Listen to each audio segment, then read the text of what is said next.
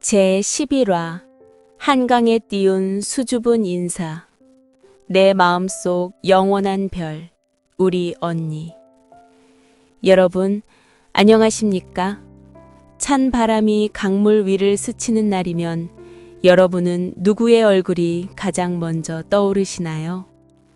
우리 모두의 마음속에는 차마 다 꺼내지 못한 보석처럼 반짝이지만 만지면 아픈 이름이 하나쯤은 있을 겁니다.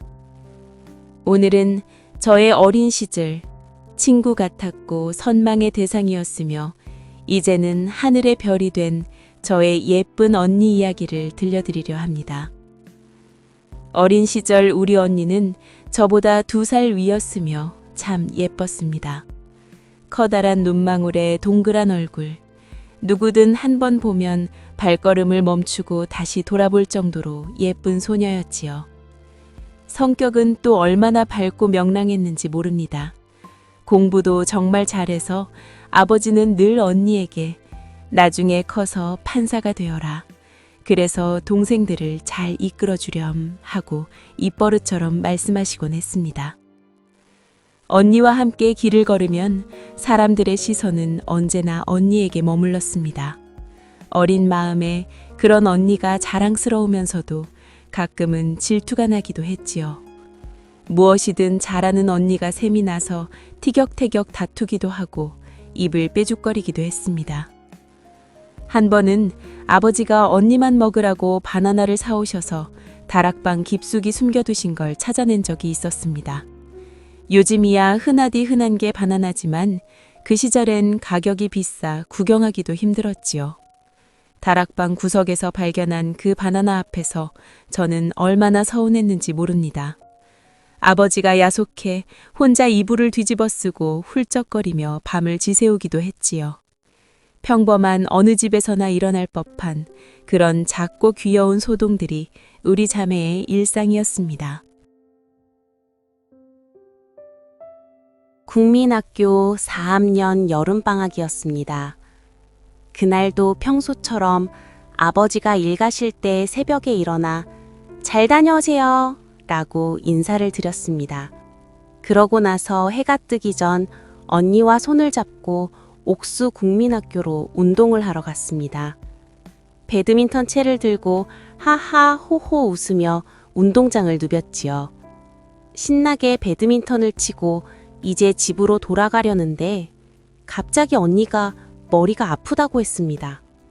어지러워서 그런가 하는 마음에 잠시 자리에 앉아 쉬고 있었는데 그만 언니가 힘없이 푹 쓰러지고 말았습니다. 한참 뒤에 언니가 겨우 정신을 차리고 일어나 우리는 간신히 집으로 돌아왔습니다. 하지만 집에는 아무도 없었습니다. 언니는 피곤하다며 그저 방에 누워있겠다고 했고 저는 엄마가 오실 때까지 그 옆을 지켰습니다. 그런데 그것이 제가 본 언니의 마지막 모습이 되었습니다. 오후 늦게 엄마가 돌아오셨을 때 언니의 몸은 이미 차갑게 식어 있었습니다. 저는 아무 말도 하지 못한 채 그저 차갑게 변해버린 언니를 바라만 보고 있었습니다. 지금도 가끔 생각합니다.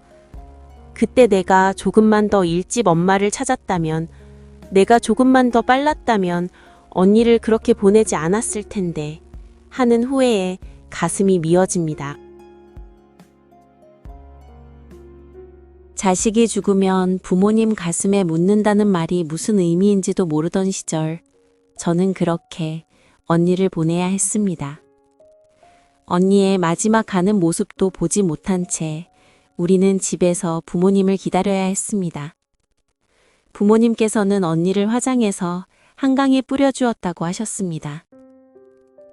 언니를 보낸 후 강해 보이던 아버지께서도 달라지셨습니다.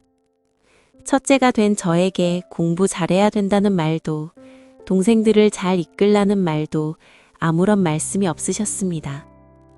술을 드셔도 예전처럼 가족들을 힘들게 하시는 일이 적어졌지요.